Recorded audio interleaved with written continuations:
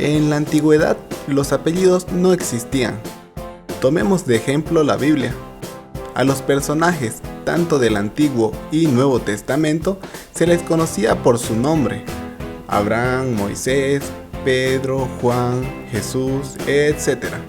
No había tal cosa como Abraham Pérez, Mateo Delgado o José García. Cabe aclarar que Iscariote no era el apellido de Judas, ni Tadeo el del otro Judas. Eran sobrenombres o apodos. Con el tiempo, las comunidades se poblaban cada vez más y más, y de momento surgían las dudas, como en el caso siguiente. Mensajero, llévame este mensaje a Juan.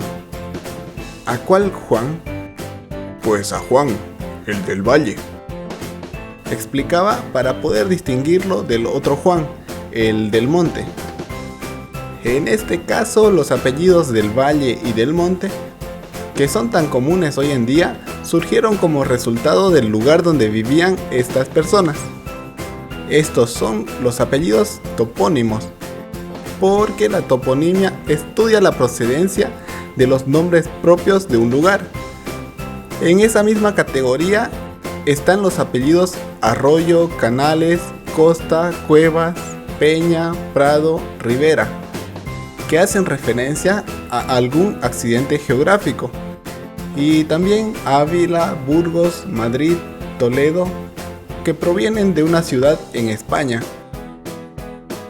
Otros apellidos se originan de alguna peculiaridad arquitectónica con la que se relacionaba una persona. Por ejemplo, si tu antepasado vivía cerca de varias torres o a pasos de unas fuentes, quizás detrás de una iglesia o al cruzar un puente, o tal vez era dueño de varios palacios. Pues ahora entiendes el porqué de los apellidos Torres, Fuentes, Iglesias, Puente y Palacios. Es posible que hayas tenido algún ancestro que tuvo algo que ver con la flora y fauna. Quizás criaba corderos, cosechaba manzanas o tenía una finca de ganado. De ahí los apellidos Cordero, Manzanero y Toro. Los oficios o profesiones del pasado también han producido muchos de los apellidos de hoy en día. Dado que en la Edad Media, en gran parte de Europa, los oficios eran hereditarios dentro de la familia. Eso facilitó la identificación de una determinada familia con un determinado oficio. Por esa razón, tras unas generaciones, la denominación de ciertas familias quedó ligada a nombres de oficios. Algunos ejemplos son Herrera, Ferreira, Pastor, Molina, Tejedor, Zapatero, etc. Otros apellidos se crearon basados en alguna característica física o un rasgo de su personalidad o de un estado civil. Por ejemplo, si no era casado, entonces era soltero. Si no era gordo, era delgado. Si no tenía cabello, era calvo. Si su pelo no era castaño, era rubio. Si no era blanco, era moreno. Si tenía buen sentido del humor, era alegría. Si era educado, era cortés.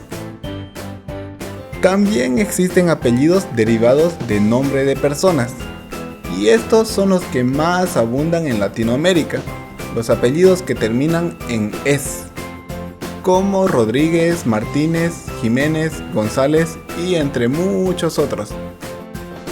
El origen es muy sencillo. "Es" significa hijo de. Por lo tanto, si tu apellido es González, es porque tuviste algún antepasado que era hijo de un Gonzalo.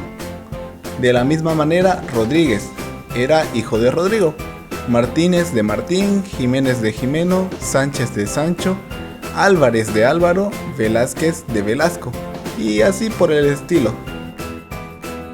Asimismo ocurre en otros idiomas. Johnson es el hijo de John en inglés. MacArthur es el hijo de Arthur en escocés. Martini es el hijo de Martín en italiano. Es así como poco a poco durante la Edad Media comienzan a surgir los apellidos. La finalidad era de poder diferenciar una persona de la otra. Con el tiempo, estos apellidos tomaron un carácter hereditario. Pasaron de generación en generación con el propósito de identificar no solo personas, sino familias. Si aprendiste algo nuevo en este video, te invito a suscribirte. También a ver los anteriores videos en los que podrás seguir aprendiendo e informándote. Sin nada más que decir, me despido y hasta el próximo video.